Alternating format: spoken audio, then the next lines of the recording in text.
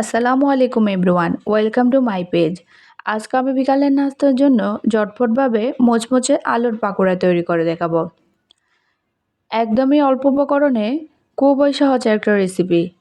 আশা করছি আপনাদের ভালো লাগবে। পাকোড়া তৈরি করার জন্য আমি এখানে 3টা মিডিয়াম সাইজের আলু খোসা ছাড়িয়ে নিয়েছি। এবার আলুগুলোকে একটা গ্রেটারের সাহায্যে গ্রেট করে নিব। আপনারা চাইলে পাতলা পাতলা করেই কেটে নিতে পারেন। এবার আমি ভালোভাবে আলুগুলোকে ধুয়ে পরিষ্কার করে নিব। 2 থেকে 3 বার পানি পরিবর্তন করে আলুগুলোকে ধুয়ে নিব। তারপর পানি ঝরিয়ে আলুগুলোকে একটা মিক্সিং বোলে নিয়ে নিব। এখন এর মধ্যে দিয়ে দিব হাফ কাপ পেঁয়াজ কুচি, সাথে দিব কাঁচামরিচ কুচি ও ধনিয়া পাতা কুচি।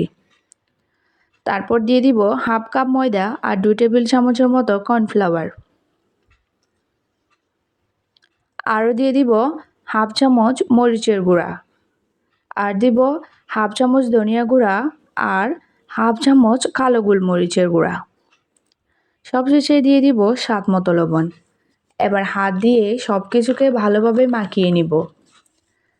আমার বাটিটা ছোটো হওয়ার কারণে মিক্স করতে একটু প্রবলেম হচ্ছে, তাই আমি বাটিটা চেঞ্জ করে নিলাম। কিছুক্ষণ মাখিয়ে নেওয়ার পর দেখতে পারবেন আলুটা একদম সফট হয়ে গেছে।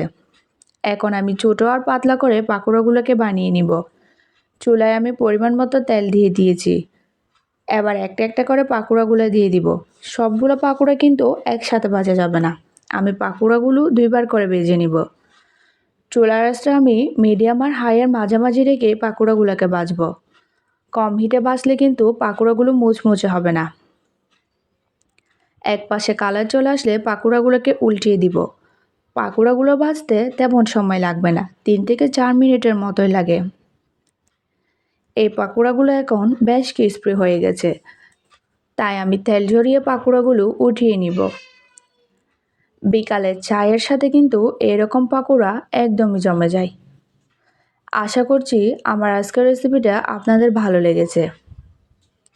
ভালো লাগলে লাইক কমেন্ট করতে ভুলবেন না। এতক্ষণ সাথে থাকার জন্য অনেক ধন্যবাদ। সবাই অনেক ভালো থাকবেন, অনেক সুস্থ থাকবেন। আজ এখানে বিদায় নিচ্ছি। আল্লাহ হাফেজ।